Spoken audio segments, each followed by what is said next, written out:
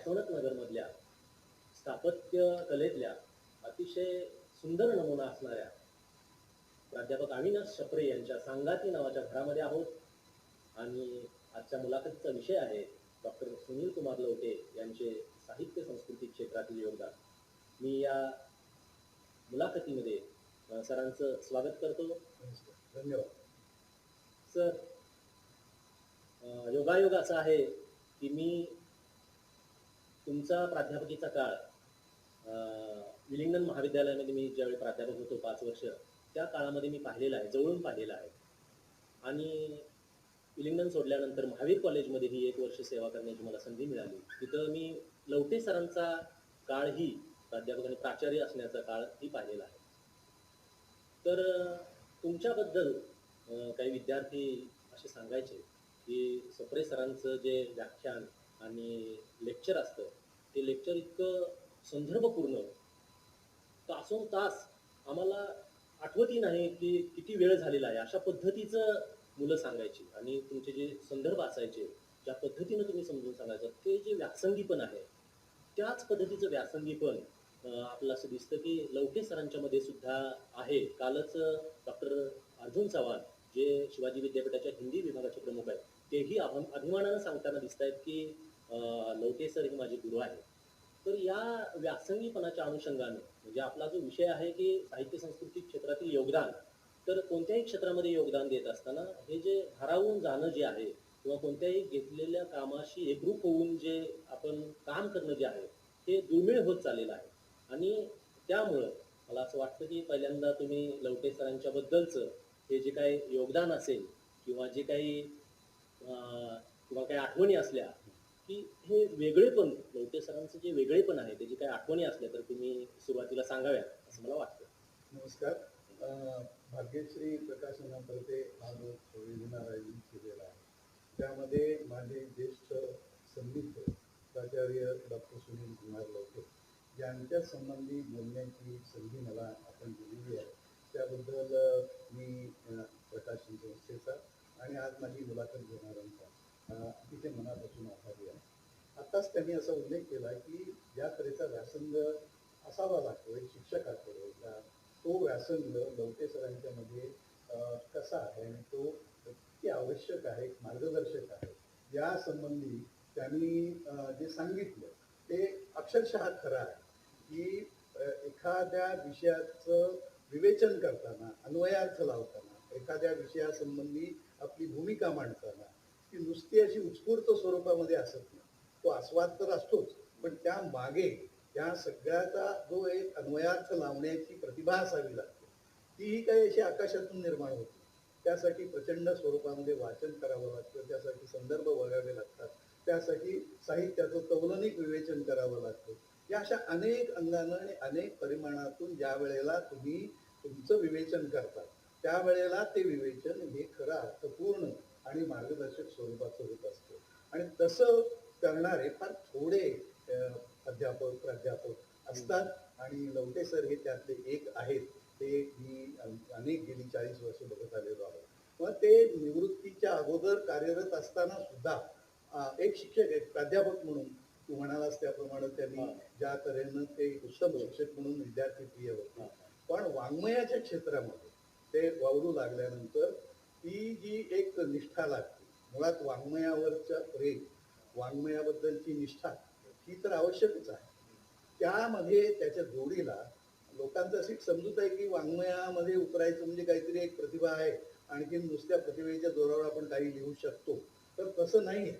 वाङ्मयामध्ये जेवढ्या प्रतिभेला महत्व आहे तेवढं परिश्रम सुद्धा महत्वाचे आहेत. तेवढं वाचन, तेवढं चिंतन, त्यांचं मनन, या सगळ्या गोष्टी या प्रतिभेच्या जोडीला आल्यावरच लेखक चांगलं कसदार लेखन करू शकतो, हे आपण लक्षात घेतलं पाहिजे.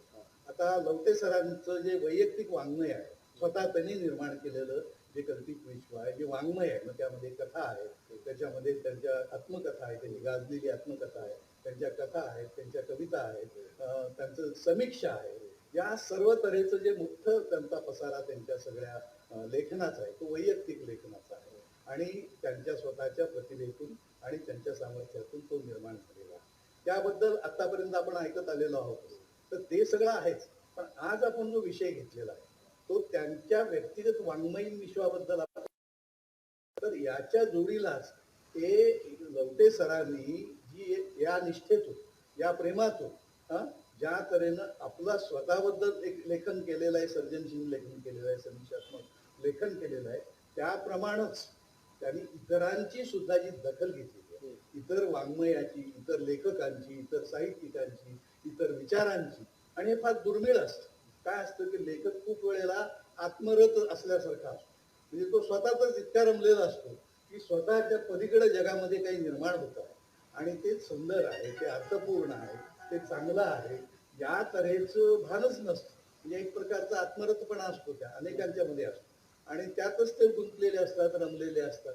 लवटे सरांचं वेगळेपण असं आहे की त्यांनी स्वतःचं साहित्य हे निर्माण केलंच, पण त्याच्या बरोबरच इतर जगातलं जे काही चाललेलं आहे त्याची दखल घेणं, त्याचा आस्वाद करणं आणि आपण जे आस्वादलेलं आहे ते इतरांच्या पुढे ठेवणं, अक्षर रूपामध्ये ठेवणं, हे काम सुद्धा कुठल्याही वाङ्मयीन संस्कृतीमध्ये अतिशय मोलाचं असतं, अतिशय अर्थपूर्ण असतं. आणि हे काम करणं यासाठी पुन्हा ज्या मूलभूत गोष्टी लागतात त्या मूलभूत गोष्टी म्हणजे अभ्यास केला पाहिजे, वाचलं पाहिजे, परिश्रम केले पाहिजे, बैठक मारली पाहिजे. आता लवटे सरांच्या एकंदरची ग्रंथसंपदा आपणाला माहिती आहे, स्वतःची तर आहेच, पण इतरांची सुद्धा जी ग्रंथसंपदा आहे ती संबंध त्यांचं सगळं लेखन जर पाहिलं तर आपल्याला असं दिसेल की त्यासाठी लागणारी जी बैठक आहे, आणि ते मला वाटतं त्यांचं फार मोठं वैशिष्ट्य आहे की बैठक मारणे, अभ्यास करणे आणि लिहिणे. आणि ज्याला समर्थ रामदासांचं एक फार चांगलं म्हणणं आहे की अभ्यासोनी प्रकट आहे, अभ्यास करून प्रकट होतो. ही जी एक पूर्व अट आहे, ती पूर्व अट ओतप्रोत स्वरूपामध्ये लवटे सर आयुष्यभर पूर्ण करत आलेले आहे. त्यांच्या स्वतःच्या वाङ्मय निर्मितीमध्ये करत आले आणि इतरांचं वाङ्मय आणि वाङ्मयाचा अभ्यास करतानाही करत आले, आणि म्हणून तेही सुद्धा आपल्याला महत्वाचं वाटतं. आता म्हणून मी असं म्हणतो की त्यांची ही जी वाङ्मयीन संस्कृतीला जे योगदान आहे असं मी म्हणतो, त्यावेळेला संस्कृती जी असते त्या संस्कृतीचा एक फार मोलाचा महत्वाचा घटक म्हणजे वाङ्मय असतो. आणि वाङ्मयाचा वाङ्मय निर्मितीमध्ये जसे लेखक असतात, वाचक असतात, समीक्षक असतात, अभ्यासक असतात, त्या सर्वांनी मिळून ती एक वाङ्मयीन संस्कृती बनलेली असते. या वाङ्मयीन संस्कृतीला समृद्ध करणं, या वाङ्मयीन संस्कृतीचा आवाका वाढवणं, या वाङ्मयीन संस्कृती मागे जे अर्थ आहेत ते उलगडून दाखवणं, हे काम करणं हे सुद्धा महत्वाचं असतं. म्हणून त्यांच्या स्वतःच्या निर्मितीच्या इतकंच मला असं वाटतं की त्यांनी इतरांच्या वाङ्मयाला म्हणजे मराठी वाङ्मयीन संस्कृतीमध्ये आणि मराठी वाङ्मयीन संस्कृतीतलं इतरांच्याकडे नेण्याचं जे काम केलेलं आहे ते काम हे मला अतिशय महत्वाचं वाटतं. म्हणून त्यांची या वाङ्मयीन संस्कृतीला असलेलं योगदान हे कसं आहे, किती प्रकारचं आहे ते आपण समजावून घेऊ शकतो. सर, तुम्हाला म्हणजे लवटे सरांची ओळख किंवा काही प्रसंग वगैरे आठवतात का? की हो, म्हणजे हे मला एक अतिशय आठवण मुद्दाम सांगायला पाहिजे की ज्या वेळेला लवटे सर आजच्या इतके एक व्यक्तिमत्व म्हणून माहिती नव्हते, नुकतेच आलेले होते, आणि त्यावेळेला मी एक नुकताच लागलेला प्राध्यापक, कौशिक प्राध्यापक होतो, आणि विलिंग्डन महाविद्यालयामध्ये हातकणंगलेकरांच्या हाती काम करण्याचं काम मला भाग्य लाभलेलं होतं. तर आमच्या महाविद्यालयाच्या, व्यापार महाविद्यालयाच्या रौप्य महोत्सवाच्या निमित्तानं आम्ही सांगलीमध्ये गावामध्ये नाट्यगृहामध्ये एक मोठा परिसंवाद आयोजित केलेला आहे आणि त्याचा मी एक आयोजक होतो. त्या परिसंवादामध्ये माध्यमांचा समाज मनावर होणारा परिणाम असा तो विषय होता, आणि त्या विषयावर बोलण्यासाठी आम्ही ज्यांना निमंत्रित केलेलं होतं त्यामध्ये सह देशपांडे होते, केसरीचे गाजलेले संपादक चंद्रकांत घोरपडे होते, त्यामध्ये प्रिया तेंडुलकर त्यावेळेला ती अतिशय गाजत होती, आणखीन त्यामध्ये विजय तेंडुलकर हे सुद्धा आम्ही निमंत्रित केले होते, आणि आमच्या निमंत्रणाला मान देऊन विजय तेंडुलकर त्यावेळेला हजर होते. तर तिथे तेंडुलकरांनी काय एक त्याचा संदर्भ असा आहे की इथे येण्याच्या अगोदरच एक 2 दिवस अगोदर सह्याद्री दूरदर्शनवरून त्यांनी एक मुलाखत ऐकली होती, आणि ती होती लवटे सरांची. त्यावेळेला लवटे सर हे अगदी उमेदवारीच्या काळात त्यांचं जे जीवन चरित्र त्यांनी तिथे ऐकलं, आणखीन त्याबद्दलचं सगळं त्यांनी ते अतिशय मनःपूर्वक ऐकलं आणि ते इथं आलेले होते. तेव्हा आपल्या भाषणामध्ये त्यांनी भरभरून असा उल्लेख केला त्या संबंध संदर्भात. तेंडुलकरांनी उल्लेख केला आणि तेंडुलकर म्हणाले की हा पहा असा असा मुलगा, असं म्हणून त्यांनी जे कॉम्प्लिमेंट्स दिलेले होते ते इतके भरभरून होते की त्या भाषणाचा अतिशय महत्वाचा भाग त्यावेळेच्या वृत्तपत्रात चौकट आली, इतका तो महत्वाचा भाग होता. ते सगळं झाल्यानंतर एक 4-1 दिवसानंतर मी ग्रंथालयाच्या तिथे असताना लवटे सर तिथे आले. आणखी ते तिथे आले आणि त्यांनी माझी ओळख करून घेतली आणि मला म्हणाले की तुमच्या परिसंवादामध्ये तेंडुलकरांनी ज्या मुलाचा, कारण तेंडुलकर वारंवार तो मुलगा असं म्हणत होते, ज्या मुलाचा उल्लेख केला होता तो मी मुलगा. आणि मग मला एकदम आश्चर्य वाटलं की ज्याच्याबद्दल इतकं भरभरून ते बोलले ते साक्षात आज आपल्या समोर आहेत. आणि मग तिथून त्यांची अशी इच्छा होती की ते भाषण त्यांना हवं. तर ते भाषण तेच भाषण त्यांनी नंतर घेतलं. तर त्या निमित्तानं मग लेवटे सरांची ओळख झाली ही जवळजवळ 40-50. आणि ज्या काळामध्ये दूरदर्शन हे अतिशय चांगले उपक्रमशील अशा तऱ्हेचे कार्यक्रम करत होते, त्या काळातला हा कार्यक्रम होता. आणि वेगवेगळ्या व्याख्यानांच्या निमित्तानं लवटे सर आणि मी एकमेकांसंदर्भात येऊ लागलो. ते इतके मी माझी चेष्टा करताना अनेक वेळा असं म्हणायचे की तुमचं आडनाव जे सप्रे आहे ते थोडं आपण बदलू आणि तुमचं नाव आता अविनाश सेमिनार आहे असं करू. अशा माझं नामांतरही केलेलं होतं आणि ते करत असतात त्याच्यामध्ये उल्लेख करताना. तर तेव्हापासूनची माझी त्यांची ओळख झाली, ती वाढतच. आता तुमचा जो परिचय आहे तो खूप मोठा आहे. मी काय सर्वच परिचय सांगत नाही, पण महाराष्ट्राला तुम्ही एक ख्यातनाम समीक्षक आणि इंग्रजीचे नामवंत प्राध्यापक म्हणून सप्रे सर आपल्याला परिचित आहेतच. त्यामध्ये साहित्य अकादमीचे मराठी भाषेचे सल्लागार म्हणूनही 5 वर्ष सरांनी काम पाहिलेलं आहे. त्याचबरोबर मराठी विश्वकोश मंडळाचे, निर्मिती मंडळाचे एक सन्माननीय ग्रंथ प्रकल्प समितीचे समन्वयक म्हणून भारतीय भाषेच्या भाषा आणि साहित्याचे समन्वयक म्हणूनही तुम्ही काम पाहता. त्याचबरोबर साहित्य संस्कृती मंडळाचं जे ग्रंथ निर्मिती प्रकल्प आहे त्या प्रकल्पाचेही तुम्ही समन्वयक म्हणून सदस्य आहात. तर आणि आपला परिचय सर्व महाराष्ट्राला आहे. जरी तुमची कुठली पुस्तकं प्रकाशित नसली तरी सुद्धा अगदी पूर्वीपासून अनेक वर्षांपासून तुम्ही महत्वाच्या सेमिनार्समध्ये अत्यंत महत्वपूर्ण असे निबंध लिहिलेले आहेत जे मराठी विश्वाला, साहित्य विश्वाला दिशा देणारे आहेत. त्याचबरोबर वेगवेगळ्या ग्रंथांवरती, वेगवेगळ्या साहित्यिकांच्यावरती तुम्ही सातत्यानं लेखन करत असता. त्याचबरोबर तुम्ही वेगवेगळ्या सेमिनारमध्ये, जसं आता तुम्ही सांगितलं की सेमिनार आहे सरांनी तुम्हाला म्हटलं, तसं सेमिनारमध्येही तुमची बीजभाषणं आणि अशी चांगली अशी व्याख्यानं आलेली आहेत. तर सर, मला या मुलाखतीच्या सुरुवातीला असा एक प्रश्न विचारावा वाटतो की आजचा काळ जर आपण पाहिला तर गेली अनेक वर्ष या भारत देशामध्ये, महाराष्ट्रामध्ये पुतळ्यांचं एक राजकारण चालू आहे आणि त्या पुतळ्यांच्या वरती केला जाणारा खर्च सुद्धा करोडो रुपयामध्ये आहे, अब्जावधीमध्ये सुद्धा आहे. आणि त्याच्यामधनं मग परत दंगे धोपे असेही काही गोष्टी होताना आपल्याला दिसतात. अशा काळामध्ये गेली काही वर्ष लवटे सरांनी महामानवांचे आणि विशेषतः साहित्यिकांचे, म्हणजे वि स खांडेकरांचं स्मृती संग्रहालय ही कल्पना निर्माण करून ती प्रत्यक्षामध्ये आणली. आता त्याची चर्चा वेगवेगळ्या मुलाखतीमध्ये झालेली आहे, पण तुम्ही याच्याकडे कसं बघता? कारण तुम्हीही जगात काही देशामध्ये प्रवास वगैरे केलेला आहे, तर तुम्ही कसं पाहता या? कोणत्याही समाजाची जी एक उंची असते, सांस्कृतिक उंची असते, ती निर्माण करणारे साहित्यिक असतात, ते कवी असतात. आणि म्हणून कुठल्याही ज्या समाजामध्ये साहित्यिकांना आणि कवींना केवढा मान आहे, किती प्रकारची प्रतिष्ठा आहे, यावर त्या साहित्य संस्कृतीची उंची मोजली जाते, जगभरची मोजली जाते.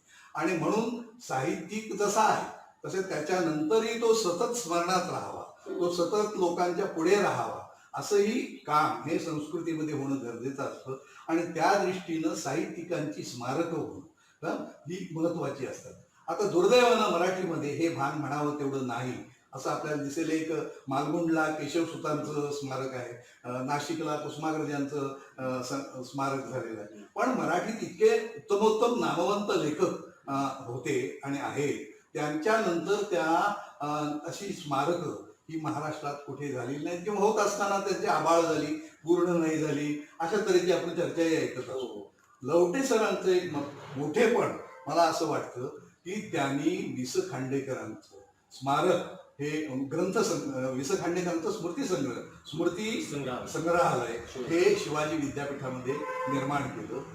आणि त्यानंतर तिथंच न थांबता आज आता मी ते पाहिलेले आहे. मी शिवाजी विद्यापीठामध्ये असलेलं जे त्यांचं स्मृती संग्रहालय आहे, त्यामध्ये ज्या तऱ्हेने, ज्या कल्पकतेनं, ज्या कलात्मकतेनं त्याची सगळी मांडणी केलेली आहे, ती अतिशय अभूतपूर्व स्वरूपाची आहे.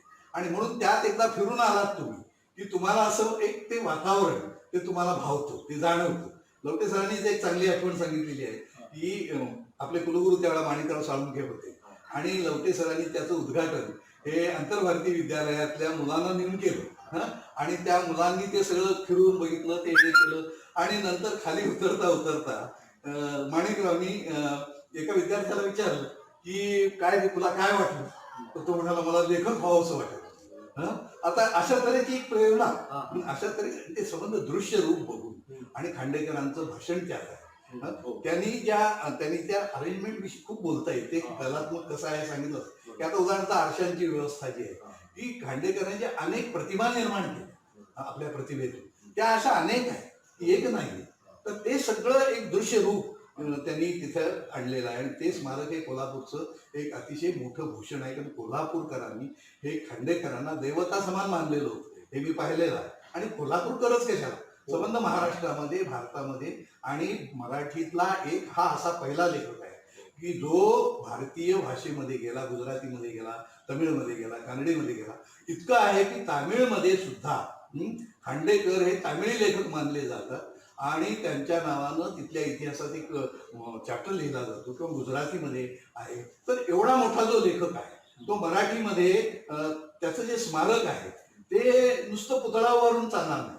ते स्मारक हे उचित स्वरूपाचं, अर्थपूर्ण व्हायचं असेल तर त्यासाठी हे संग्रहालयाची, आणि संग्रहालयाची कल्पना आहे ना ही सांस्कृतिक दृष्ट्या फार महत्वाची आहे. मी गेल्याच वर्षी पॅरिसला आणि रोमला गेलो, आणि तिथे किट्स आणि शेली जिथे राहत होते तिथे ते स्मारक ठेवण्यात आलेलं आहे. आणि त्यामध्ये त्यांची हस्तलिखितं ठेवण्यात आलेली आहे, त्यांचे फोटोग्राफ्स ठेवण्यात आलेले आहेत, त्यांची सगळ्या आठवणी दिल्या. तर तिथल्या युरोपियन संस्कृतीतल्या समाजाला, तिथल्या राष्ट्रांना आपल्या लेखकांच्या बद्दल जो अभिमान वाटतो आणि जे आदर वाटतो संबंध लेखकांचा, तो अशा संग्रहालयाच्या रूपानं जिवंत ठेवणं, कलात्मक करणं आणि जिवंत ठेवणं हे काम वाङ्मयीन संस्कृतीमध्ये फार महत्वाचं आहे. आणि लवटे सरांचं मराठी वाङ्मयीन संस्कृतीला जे मोठं योगदान आहे ते हे आहे की त्यांनी अशा तऱ्हेच्या संग्रहालयाच्या रूपानं खांडेकरांना जिवंत रूपामध्ये कायमस्वरूपी ठेवलेलं आहे. हे मी पाहिलंच. पण यानंतर अनेकांना माहिती नसलेला आणखीन एक, म्हणजे खूप जणांचे थोडं आड बाजूला असलेलं, तर शिरोड्याला इथे ते थांबले नाही.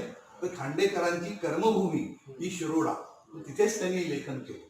तर खांडेकरांची जी शिरोडा आहे, जी शाळा आहे, तिथे त्यांनी शिकवलं, त्या शाळेमध्ये त्यांनी तिथल्या व्यवस्थापनाच्या वतीनं असंच दुसरं अप्रतिम अशा तऱ्हेचं एक खांडेकर स्मारक संग्रहालय उभा केलेलं.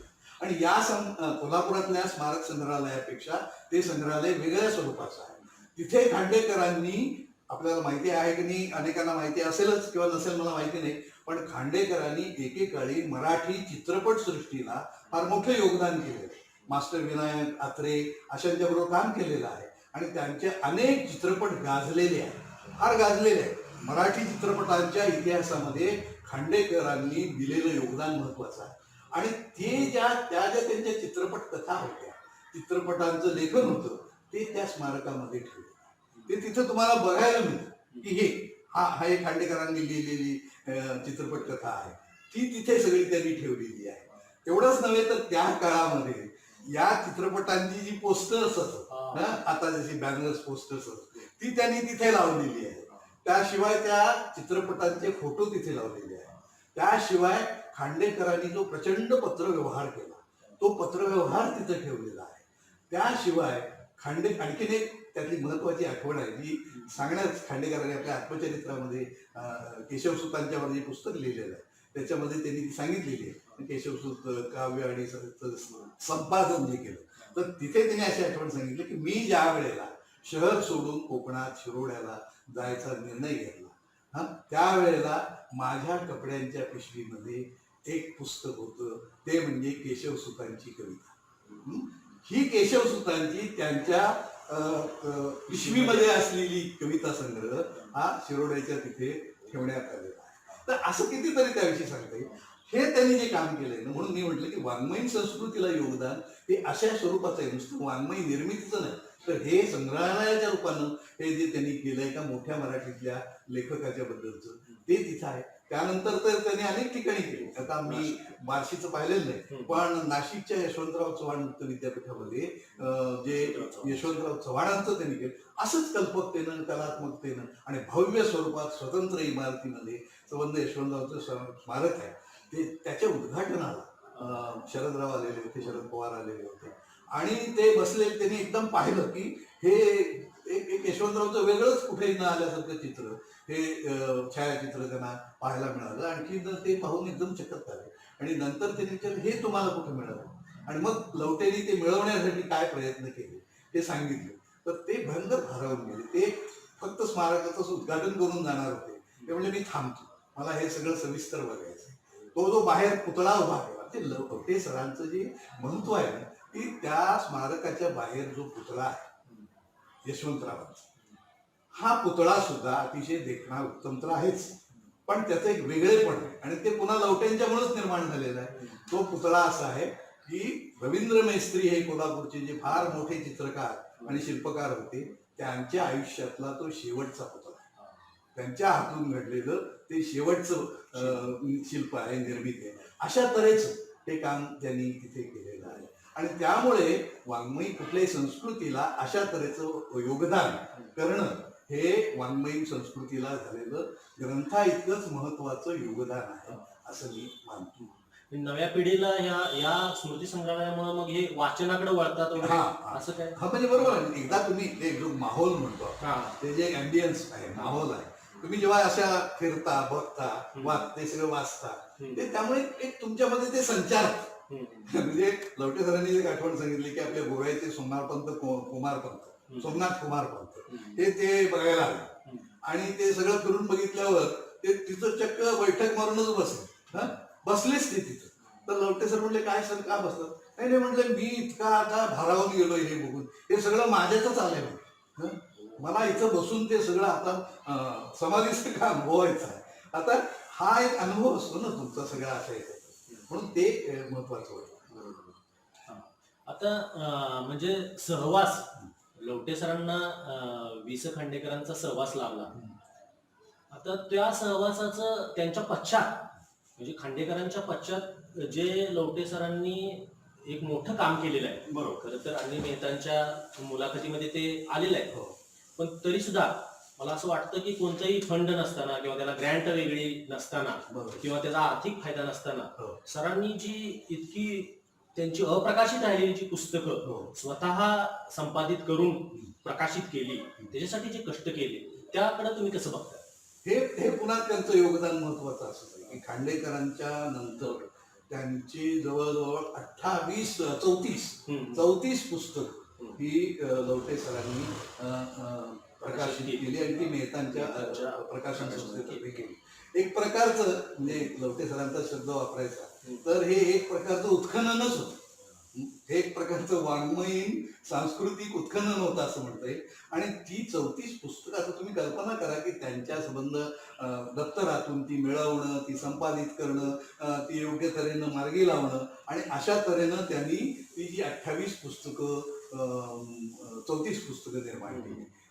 ते खांडेकरांचं आता आज त्यांना सदानंद मोरे हे सगळं बघितल्यावर असं म्हणाले की अहो हे तुम्ही खांडेकर जुने नाही आता खांडेकरांना समकालीनच करून टाकलं कारण ते आत्ताचेच लेखक वाटते इतकी पुस्तकं आता आहेत म्हणजे. तर अशा तऱ्हेनं खांडेकरांना त्यांनी समकालीन करून टाकलं म्हणजे मागच्या पिढीचे खांडेकर असं न राहता आत्ताचे खांडेकर झाले.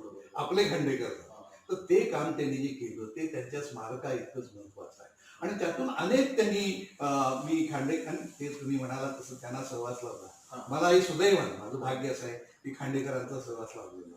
आणि खांडेकरांची ही अप्रकाशित जी पुस्तकं प्रकाशित केली त्याच्यामध्ये त्यांचं ललित लेखन आहे, त्यांच्या कथा आहेत, त्यांच्या स्मरणं आहेत, त्यांची व्यक्तिचित्र आहेत, हे सगळं आहे.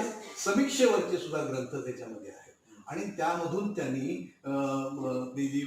संबंध समीक्षाविषयीचे ग्रंथ आहेत. काही नावं आपल्याला मुद्दाम सांगतो की कारण त्यांचा अलीकडेच मी एक संदर्भ घेतलेला होता की प्रज्ञा आणि प्रतिभा, साहित्य प्रतिभा, सामर्थ्य आणि मर्यादा, स्वप्नसृष्टी, ऋतू न्याहाळणारं पान, हे मुलाखतींचं आहे.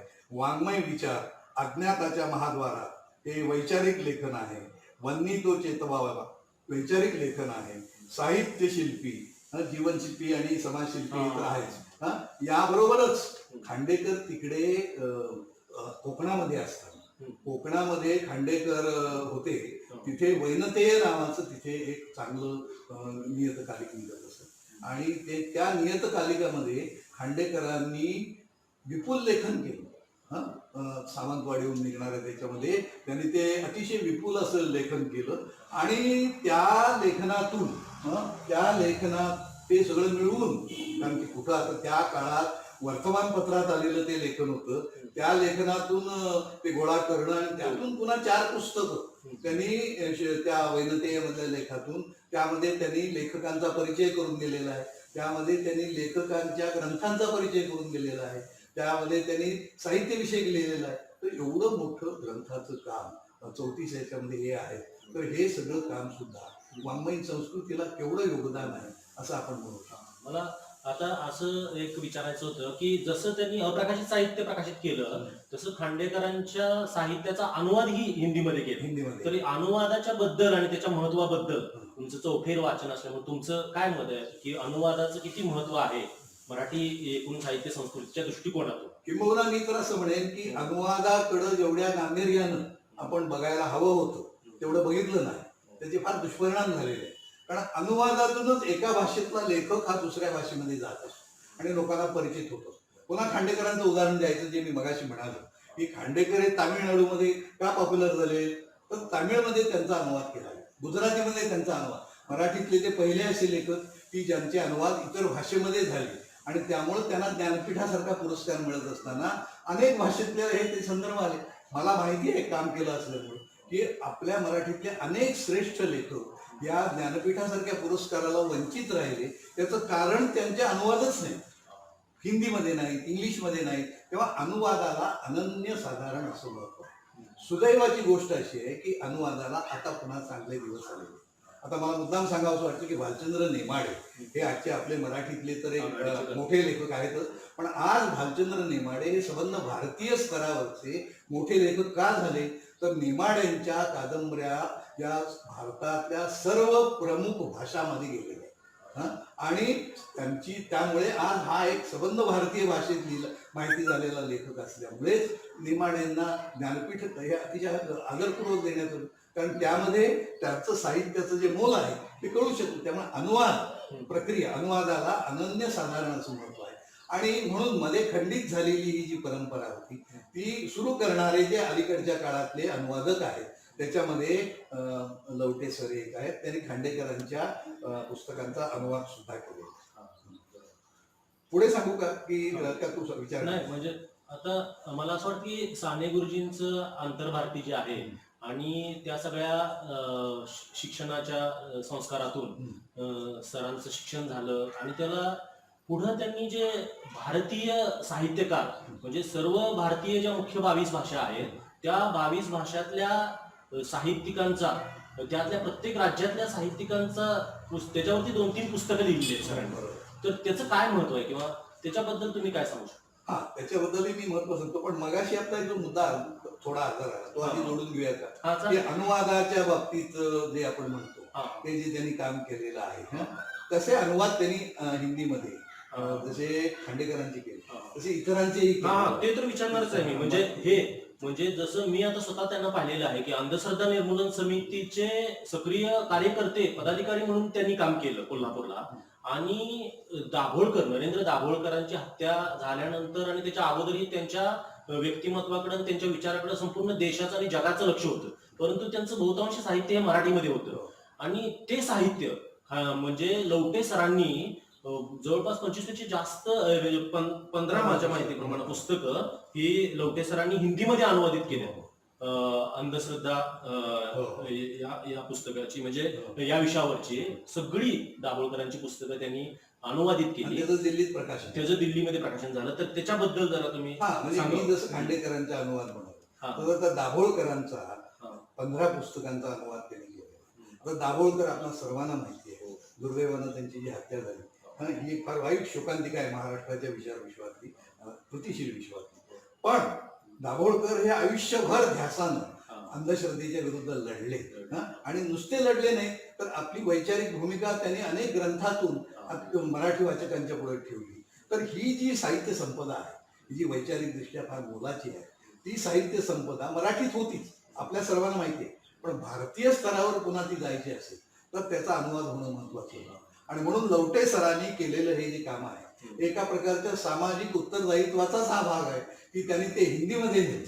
आणि आता असं दिसतं आहे की लवटे सर हिंदी आपल्या दाभोळकरांची ही पुस्तकं हिंदीत गेल्यामुळे ते तिकडचे अशा तऱ्हेचे पंजाब मधले, दिल्ली मधले, मल्याळम मधले या अशा अनेक प्रांतामधले जे अंधश्रद्धेविरोधी लढणारे लोक आहेत त्यांना एक वैचारिक तात्विक अधिष्ठान मिळालं, बळ मिळालं.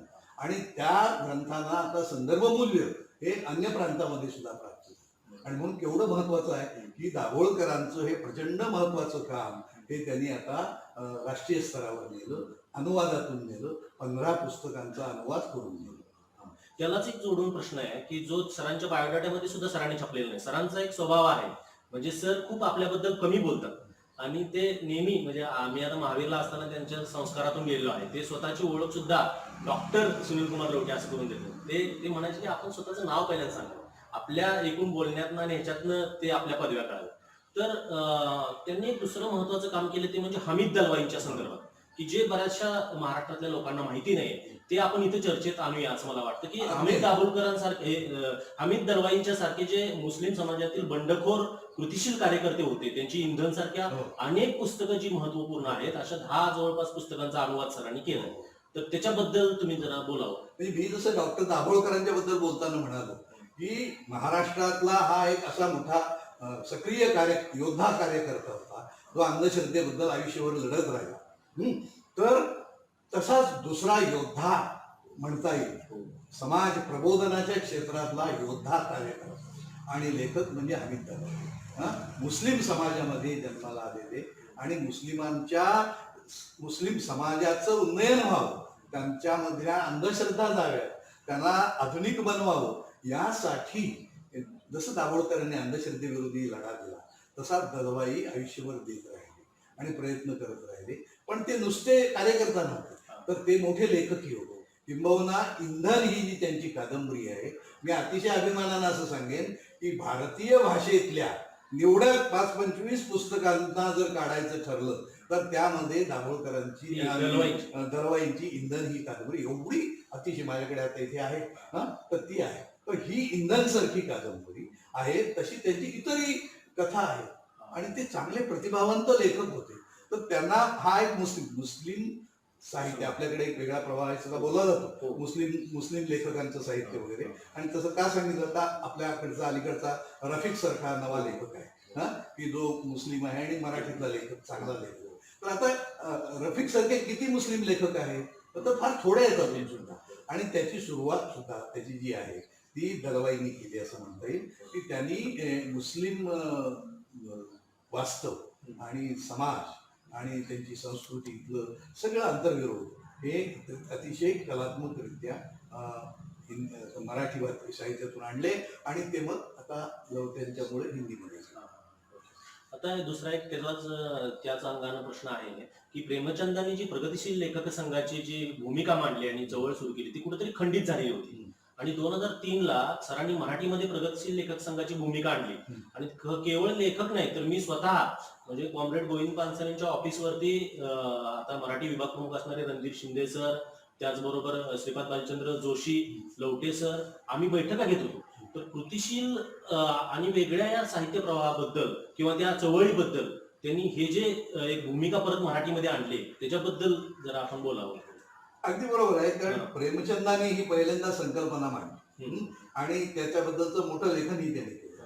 ती संकल्पना हिंदी साहित्यामध्ये फार मोठ्या प्रमाणामध्ये निर्माण झाली आणि अनेक मोठे लेखक कवी हे ह्या प्रगतिशील लेखक म्हणून निर्माण झाले. आता आपल्याला अलीकडची काही लोकप्रिय उदाहरणं सांगायची झाली तर कैफी आझमी सारखा मनुष्य कवी आहे, साहिर लुधियानी सारखा कवी आहे. अशा तऱ्हेचे जे अनेक उर्दू मधले लेखक आहेत, ते कवी आहेत, लेखक आहेत, कादंबरीकार आहेत, त्यांनी तो एक प्रवाह मोठा केला आणि हिंदी मधलं ते एक मोठं काम होतं.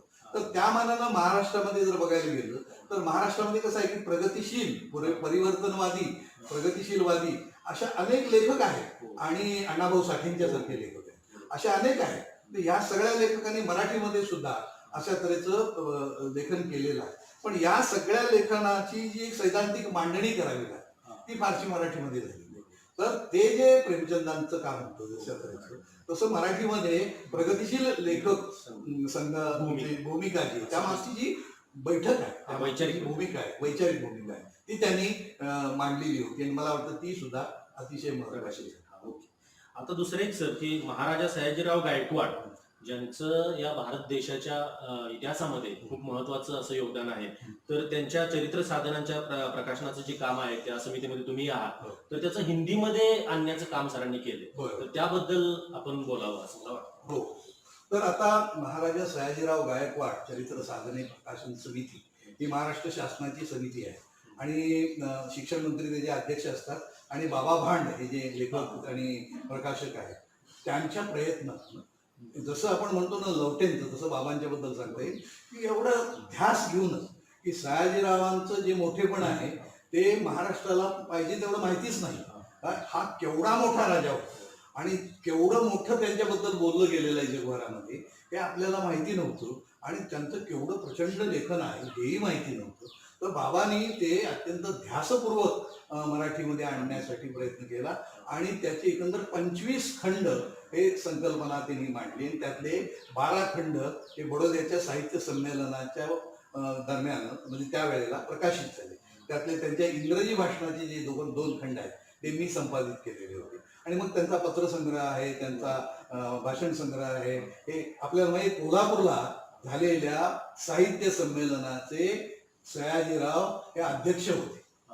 ते येऊ शकले नाही पण त्यांचं जे भाषण आहे ते अतिशय मोलाचं असं भाषण आहे, अतिशय अर्थपूर्ण भाषण आहे.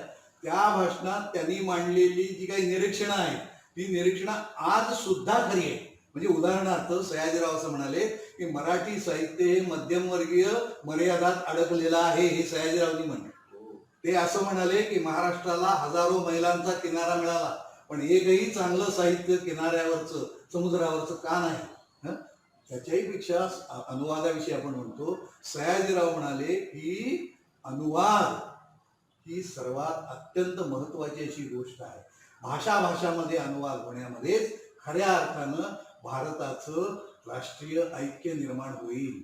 अशा तऱ्हेचे मूलभूत असे मुद्दे मांडणारे सयाजीरावांचे जे काही लेखन आहे ते पहिल्यांदा आम्ही मराठीमध्ये त्या समितीच्या मार्फत आलं. 15 खंड, आता 13 खंड प्रकाशनाच्या मार्गावर. यातले आता पुन्हा हे सगळे मराठीमध्ये आहे, इंग्रजीमध्ये मराठी. आता हे सयाजीरावांचं जे थोर कार्य आहे हे कार्य पुन्हा भारतीय स्तरावर जायचं असेल तर त्यासाठी हिंदीमध्ये गेलं पाहिजे, इंग्रजीमध्ये गेलं पाहिजे. तर त्यासाठी या सुनील कुमार लवटे यांना प्रधान संपादक अशा करण्यात आलं आणि त्यांच्या मार्गदर्शनाखाली जे गिरीश काशी किंवा विजय शिंदे हे त्यांचे सहकारी एकत्र आले आणि त्यांनी महाराजांची जवळजवळ मला असं वाटतं 10 पुस्तकं, ग्रंथ, खंड हे हिंदीमध्ये अनुवादित केलेले आहेत. आणि ते म्हणजे आपण पहा, म्हणजे उदाहरणार्थ महाराजा सयाजीराव का लेखन, महाराजा सयाजीराव स्वतंत्र युद्ध के समर्थक, महाराजा सयाजीराव की जीवनी, महाराजा सयाजीराव की गौरव गाथा, महाराजा सयाजीराव का भाषण संग्रह, महाराजा सयाजीराव पत्र संग्रह, आणि महाराजा अशा अशा तऱ्हेची त्यांची खंड जे मराठीमध्ये आपल्या आलेले आहेत त्या खंडांचं हिंदी भाषांतर आता झालेलं आहे. आणि तिथे पुन्हा लवटे सरांचं एक कौशल्य जे आहे ते मला सांगितलं पाहिजे, काम करून घेण्याचं कौशल्य ह्याच्याबद्दल मला मुद्दाम सांगितलं पाहिजे. ते मला नेहमी म्हणत असतात की थोडं आपण जवळ असायला पाहिजे होतं, म्हणजे तुमच्यासारख्या आळशाकडनं मी आणखीन काम करून घेऊ शकलो असतो. तर त्यांनी आता बघा हे जे खंड याचे प्रधान संपादक म्हणून जी एक टीम निर्माण केली, एक असे आपले सहकारी मित्र गोळा केले आणि त्यांच्या मार्फत हे सगळं त्यांनी हिंदीमध्ये आणलेलं आहे. त्यामुळे हे सगळं करत असताना जे कौशल्य पुन्हा त्याचं प्रशासकीय कौशल्याचं प्राचार्य म्हणून आहे, तसं हे जे आहे की या सगळ्यांना एकत्र आणणं, त्यांना ते काम वाटून देणं, त्यांनी ते काम वारंवार पुढे गेलं पाहिजे आणि वेळेत झालं पाहिजे. ते झाल्यानंतर ते जे हस्तलिखित तयार होईल ते तपासणं, त्याच्यामधल्या शुद्धलेखन बघणं, अशा रूपामध्ये ते खंड आज निर्माण करण्याचं काम हे जे झालेलं आहे ते महाराजा सयाजीराव गायकवाडांच्या आणि उरलेल्यांचे जे आता करणार आहे. तर हे केवढं महत्वाचं आहे की आज जे आपण असं मानतो की राजर्षी शाहू महाराज असो किंवा सयाजीराव महाराज असो, या हे छत्रपती शिवाजी महाराज असो, हे आपले दैवत आहेत. पण जितकं आपल्याला शिवाजीराजांच्या बद्दल किंवा जितकं राजर्षींच्या बद्दल बोललं, सयाजीरावांच्या बद्दल फारसं थोडं माहिती आहे, आपल्याला थोडंफार कळतं. पण याच्या पलीकडे जाऊन हा महाराजा केवढा विश्वव्यापी होता हे आपल्याला कळायचं असेल तर ते हिंदीमध्ये गेलं पाहिजे. म्हणून ते काम त्यांनी जे केलं ते सुद्धा वाङ्मयीन संस्कृतीला असलेलं महत्वाचं असं योगदान आहे असं आपण म्हणू शकतो. सर, आता मी महावीरला असताना बघितलं की सकाळी 7:30ला कॉलेज असायचं. आम्ही प्राध्यापक म्हणून ज्यावेळी 7:30ला जायचो त्यावेळी काय व्हायचं की सर अगोदरच आलेले असायचे आणि 7:30लाच ते गेटवरती हसतमुख सगळ्यांचं हात जोडून स्वागत करत असायचे. आणि एखादा लेट येणारा प्राध्यापक किंवा कोण विद्यार्थी असेल तर त्याला मनातल्या मनात लाजल्यासारखं व्हायचं. ही जी त्यांची शिस्त आहे, तर तुमचं हे आता तुम्ही ह्या सयाजीराव गायकवाडांच्या समितीमध्ये काम करत असताना अशी काही आठवण किंवा शिस्त त्यांची काही सांगता येईल काय? त्यावेळेला नाही, ती दुसरी आहे. मी जे म्हटलं की मराठी विश्वकोश मंडळाचा भारतीय भाषा आणि साहित्य या विभागाचा मी समन्वयक संपादक आहे. आणि या घटनेनं मान्य केलेल्या ज्या 22 भारतीय भाषा आहेत त्या भाषेतील नामवंत लेखक, साहित्य प्रकार हे मराठी विश्वकोशामध्ये त्यांच्या नोंदी याव्यात असं या विभागाकडे अपेक्षित आहे. आता हे सगळं काम करायचं होतं. आता हे करत असताना कोणाकोणाचं मार्गदर्शन घेता येईल असं मी जेव्हा विचार केला तेव्हा माझ्या पुढे प्रामुख्यानं लवटे सर आले. आणि कारण त्यांनी भारतीय भाषा व साहित्य पुस्तक वाचलेलं, त्यामुळे मग त्यांना आमच्या मुंबईमधल्या बैठकीसाठी मी लवटे सरांना सादर विनंती केली. आता इतरही आलेले होते. आता मला त्यांच्या शिस्तीचा मुद्दाम सांगायला पाहिजे, ते नुसते आले नाही. आमची बैठक सुरू झाल्यानंतर त्यांनी एक सविस्तर टिपण करून आणलेलं होतं आणि प्रत्येक भारतीय भाषांचं काय, कुठल्या भाषेत काय कसं घेतलं पाहिजे, कुणाला घेतलं पाहिजे आणि त्याचे कोण कोण लिहू शकतील, थोडं म्हणजे आमचं काम सोपं व्हावं इतकं काम त्यांनी स्वतः करून आणलं. तर ही जी माझी आठवण की हे त्यांचं कार्यपद्धतीत आहे, म्हणजे त्यांची शैली आहे ती जे करायचं ते अत्यंत व्यवस्थित करायचं. म्हणून ते आले, मुंबईला आले, बैठकी अटेंड केली, गेले असं झालं नाही. त्यांनी आम्हाला चांगलाच एक धडा दिला की इतकं एवढं मोठं ते व्याप आहे, तो तुम्ही बघा आता कसं सांभाळणार. सर, सरांचा निवृत्ती समारंभ जो प्राचार्य म्हणून झाला त्याला मला उपस्थित होता आलं, राहता आलं, मी तिथे प्राध्यापक होतो. तर त्यावेळी त्यांनी उपस्थित असणाऱ्या सर्वांना माझे सत्याचे प्रयोग हे गांधीजींचं पुस्तक सर्वांना भेट दिलं. म्हणजे त्यांचे जे ज्ञानाग्रह होता तो ज्ञानाग्रह सातत्यानं आपल्याला दिसत असतो. म्हणजे ते संपूर्ण वेळ आता त्यांच्या मुलाखतीत सुद्धा आपण ऐकलं की ते वाचन लेखन याच्या संदर्भात घालवलं. आता महाराष्ट्रामध्ये असं एक ऋषितुल्य व्यक्तिमत्व की जे लक्ष्मण शास्त्री जोशी यांचं, तर्कतीर्थ लक्ष्मण शास्त्री जोशींचं, तर त्यांच्याबद्दल सुद्धा त्यांचं काम मराठीमध्ये येतंय. तर त्याबद्दल काय सांगाल? आपण म्हणालात ते अगदी बरोबर आहे की महाराष्ट्रातले प्रकांड पंडित असा ज्यांचा अतिशय गौरवानं उल्लेख करता येईल असे म्हणजे तर्कतीर्थ लक्ष्मण शास्त्री जोशी. एवढं मोठं ज्ञान, एवढे प्रकांड पंडित होते की भारतीय संस्कृत भाषा किंवा भारतीय संस्कृत भाषेतील सगळे ग्रंथ असतील किंवा काही महत्वाचे मुद्दे असतील तत्वज्ञानातील, तर महात्मा गांधी सुद्धा तर्कतीर्थांना सल्ला घेत असत, त्याचं मार्गदर्शन घेत असत. आणि एवढं त्यांच्याबद्दल प्रेम होतं की महात्मा गांधींच्या आणि राजगोपालाचार्यांच्या मुला आणि मुलीचं जे लग्न झालं त्याचं पौरहत्य सुद्धा तर्कतीर्थाने केलेलं आहे. म्हणजे एवढं मोठं तर्कतीर्थांचा अभिमान वाटावा, ते ज्ञान ऋषीच म्हणायला पाहिजे.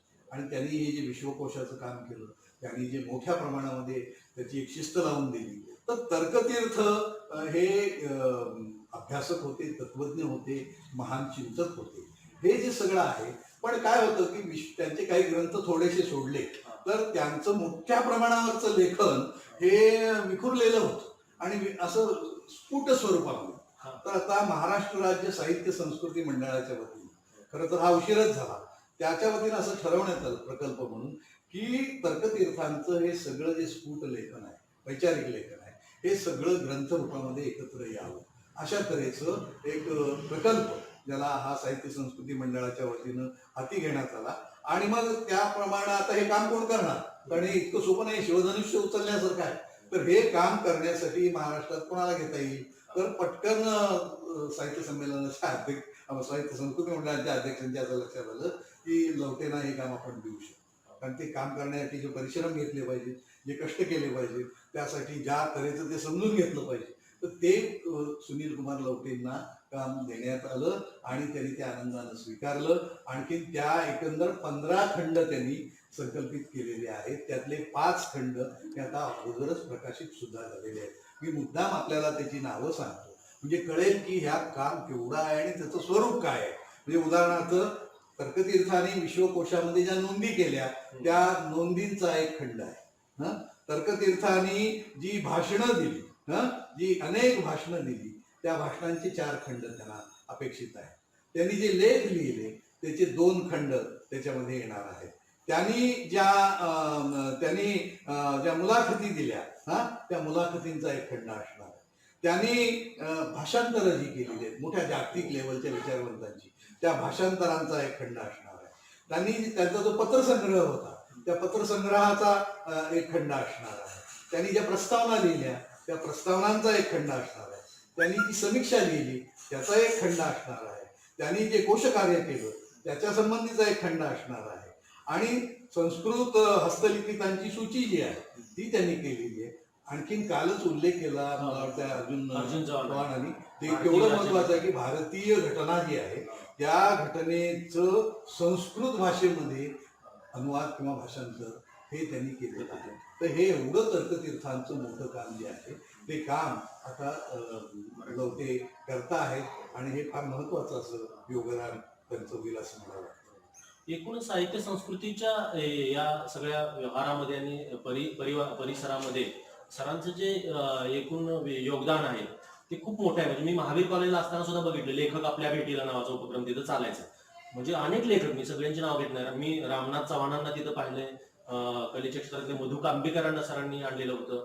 तर ह्या सगळ्या मध्ये एकूण जे सरांचं जे संपर्क आहे तो संपर्क फार मोठा होता. आणि भारतीय सगळ्याच भाषांमधल्या म्हणजे त्याचं जे पुस्तक आहे त्या पुस्तकामध्ये जे आलेलं आहे त्याच्याबद्दल मला वाटतं तुम्ही चांगलं बोलू शकाल की सर्व महत्वाच्या भाषांमधल्या त्या भाषेचा इतिहास वगैरे जे काही गोष्टी आहेत त्या सरांनी एका पुस्तकामध्ये आणलेल्या आहेत. तर त्याबद्दल थोडंसं तुम्ही मी आता विश्वकोशाच्या निमित्तानं सांगितलं की भारतीय भाषा ज्या घटनेनं मान्य केलेल्या 22 भारतीय भाषा आहेत, त्या 22 भारतीय भाषा आहेतच, पण त्याशिवाय शेकडो हजारो पोटभाषा, बोलीभाषा आहेत, त्यांना ज्यांना लिपी नाही अशा तऱ्हेच्या.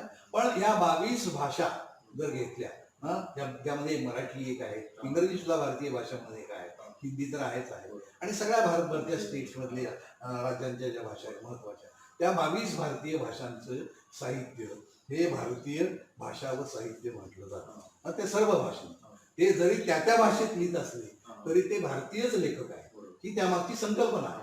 म्हणून भारतीय साहित्य नावाची एक संकल्पना ही आपल्याकडे नेहरूंच्या दृष्टिकोनातून आली आणि ती साहित्य अकादमीमधनं प्रत्यक्षात येऊ लागली. तशीच ती नॅशनल बुक ट्रस्ट मधनं असेल वगैरे. तर त्यामध्ये ज्या या भारतीय भाषा आहेत या 22 भारतीय भाषा जो एक इतिहास आहे, त्या भारतीय भाषांचा जो इतिहास आहे, त्या भाषेमध्ये येणारे जे मोठे लेखक कवी आहेत, त्या भाषेला मिळालेले जे पुरस्कार आहेत, असा सगळा त्यांनी या पुस्तकामध्ये भारतीय भाषा आणि साहित्यामध्ये करून दिलेला आहे. आणि तो परिचयपर जरी असला तरी सुद्धा अतिशय मार्मिक स्वरूपामध्ये त्यांनी करून दिलेला असल्यामुळे तो फार महत्वाचा आहे. या पुस्तकाच्या बरोबरच त्यांनी भारतीय साहित्यिक आणि भारतीय भाषा आणि साहित्य असे एकूण 3 ग्रंथ हे त्यांनी या पद्धतीने लिहिलेले आहेत. आणि त्यामुळे संबंध भारतातल्या भारतीय भाषेतल्या साहित्याचा परिचय. शेवटी कसं आहे, जर आत्मसंतुष्ट राहायचं नसेल तर खरं तर केशवसुतांनी जे म्हटलेलं आहे की मळ्यास माझ्या कुंपणासने अगदी न मला हे साहे. म्हणून तुम्ही साकल्याच्या प्रदेशातले प्रवासी व्हायचे असेल तर तुम्ही नुसतं मराठीत गुंतून चालणार नाही, तुम्ही भारतीय भाषेतलं पाहिलं पाहिजे, खरं तर जागतिक भाषेतलंही पाहिलं पाहिजे. या दृष्टीनं त्यांनी हे 3 ग्रंथ लिहिलेले आहेत असं मला वाटतं. तर त्या दृष्टीनं हे त्यांचं काम अतिशय महत्वाचं आहे. आता खरं तर 1 तास होत झालायच, तरी सुद्धा मी आता हे काही थांबत नाही, इतकं मोठं कार्य सरांचं आहे, इतकी चर्चा करता येईल. पण एका महत्वाच्या गोष्टीनं आपण याचा शेवट करूया असं मला वाटतं. सरांनी जे स्वतःचं आत्मचरित्र लिहिलं, खाली जमीन वर आकाश, आणि नंतरच्या काळामध्ये आत्मस्वर, तर आणि त्याच्याबरोबर त्यांनी एक पुस्तक लिहिलेलं आहे ते म्हणजे मराठी वंचित साहित्य. आणि वंचित साहित्य की जे आतापर्यंत विद्यापीठीय अभ्यासामध्ये आपण पाहिलं की ग्रामीण साहित्य, दलित साहित्य, स्त्रियांचे साहित्य, आदिवासी साहित्य, असे कप्पेबंद साहित्याचा अभ्यासाच्या सोयीसाठी आणि ते केला जातो. पण ह्या सगळे कप्पे तोडून सगळ्याच ह्या वंचित घटकांपर्यंत पोहोचवण्यासाठी एक वेगळी भूमिका मांडायचा आणि रुजवायचा प्रयत्न सरांनी केला. तर त्याबद्दल तुम्ही काय सांगू? ही एक पुन्हा संकल्पनात्मक त्यांची मांडणी जी आहे ती मला मराठी वाङ्मयीन संस्कृतीमध्ये महत्वाची वाटते. की आपण आतापर्यंत, आणि तो त्या टप्प्यावर बरोबरही असतं की ग्रामीण साहित्य, दलित साहित्य, ऐतिहासिक साहित्य, खरं तर साहित्याचे असे कप्पे करून विचार करणं हे सामाजिक दृष्ट्या, समाजशास्त्राच्या दृष्टीनं काही प्रमाणामध्ये बरोबर असतं. त्यामुळे तुम्ही त्याच्यावर फोकस करू शकता. पण मोठ्या प्रमाणावर विचार करायला लागल्यानंतर हे सगळे ह्यामध्ये समजा ग्रामीण वेगळं, दलित वेगळं. ग्रामीण हे जीवनामध्ये दलितही असतो आणि दलित हा ग्रामीणही असतो. तेव्हा दलित, ग्रामीण, उद्या स्त्रिया, आता स्त्रियांचं स्त्रीवादी साहित्य, तर ते बरोबर आहे की स्त्रियांची दुःख मांडणारं जे आहे. पण स्त्री ही पुन्हा ज्या व्यापक अशा एकंदर याच्यामध्ये आहे, तिचं जे दुःख आहे, तिची जी शोषण आहे, ते ह्या सगळ्या वंचितांच्या सारखंच आहे. त्यामुळे स्त्रीवादी असेल, ग्रामीण असेल, किंवा दलित असेल, ह्या अशा तऱ्हेच्या सर्व उपप्रकारांना एकत्र विचारात जर घेतलं तर ते जे म्हणून वंचित आहे, एक्सप्लॉयटेड आहे, वंचित आहे, त्या सर्वांचा एकत्रित विचार करणं ही आता काळाची गरज झाली. एका टप्प्यावर असा विचार झाला असेल आणि तो योग्य होता. पण आता ग्रामीण आणि दलित वगैरे म्हणण्याच्या पलीकडे जाऊन आपण वंचित म्हटलं पाहिजे की जे म्हणून एक्सप्लॉयटेड आहे, जे वंचित आहे, शोषण ज्यांचं होत आहे, जे दुःख त्यांना आयुष्यभर लागलेलं आहे त्यांच्या मागे, अशा सगळ्यांच्या बद्दल लिहिलेलं जे साहित्य आहे ते वंचितांचं साहित्य आहे. नागवंच जे आहे याच्यामध्ये, आणि तरी अनेक मोठे लेखक आहेत. म्हणून आपले बाबुराव बागुलांच्या सारखे आहेत, नारायण सुर्वे यांच्यासारखे आहेत, त्यांच्यासह ग्रामीण लेखक आहेत, सगळे आहेत. तर या सगळ्यांना त्यांनी एका व्यापक चौकटीमध्ये बसवण्याचा प्रयत्न केलेला आहे. आणि त्याच्यासाठी जे पुन्हा कसं असतं की नुसतं म्हणून चालत नाही, त्याची एक संकल्पनात्मक मांडणी करावी लागते. जशी की राजन गवस यांनी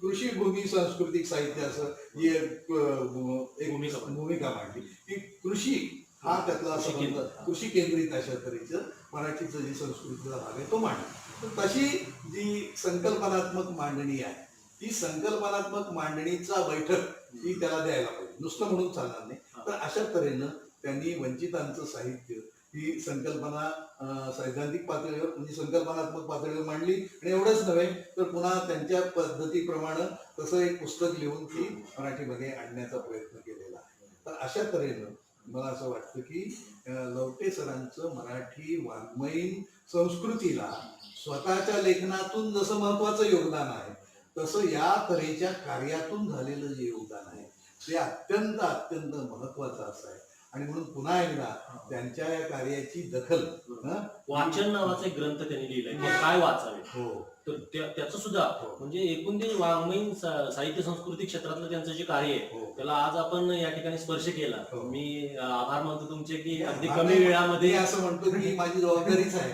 की त्यांच्या कामाचा जो पट आहे, जो व्याप्ती आहे, त्यांच्या कामाचा जो एकंदर तो असं तो अगदी थोड्या तासाभराच्या वेळामध्ये मांडणं अवघड असलं तरी तो निदान लोकांना लक्षात यावं एवढं मोठं आहे. आपण ते बघायला पाहिजे. आणि आणि असं आहेच ना, वाचन तुम्ही म्हणालात ते खरंच आहे की वाचन संस्कृती ही सुद्धा संस्कृतीचा एक भाग आहे. जितका लेखक आहे, जितका समीक्षक आहे, तितका वाचक हा सुद्धा एकूण वाङ्मयीन समीक्षेचा भाग असतो, वाङ्मयीन संस्कृतीचा भाग असतो. आणि वाचक जेवढा सक्षम तेवढी वाङ्मयीन संस्कृती सक्षम होत असते. म्हणून वाचन हे सुद्धा एक कसं केलं पाहिजे. वाचन ही सुद्धा नुसती पॅसिव्ह ऍक्टिव्हिटी नाही आहे, ती अतिशय ऍक्टिव्ह आहे, म्हणजे सृजनशील आहे. म्हणजे लेखक जसा सृजनशील आहे तसं तुम्ही वाचताना सृजनशील बनता, लेखक कृतिशील बनतात, सृजनशील बनतात. पण तेही त्यांनी जे लिहिलंय त्याची दखल आपल्याला वाटतं वाङ्मयीन संस्कृती म्हणून बरोबर. येते.